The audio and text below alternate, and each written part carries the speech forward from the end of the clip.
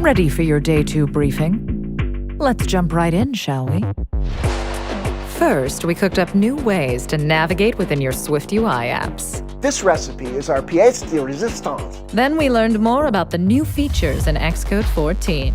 You can choose the level of detail that's right for you. And Jared showed us new plugins for adding Apple frameworks to your Unity game projects. The Core Haptics Unity plugin gives you the tools you need to add an entirely new level of immersion into your games.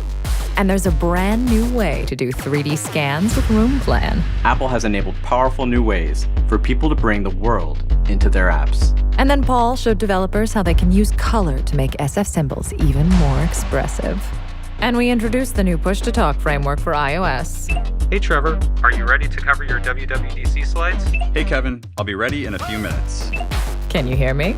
Over. Here's some intel for tomorrow.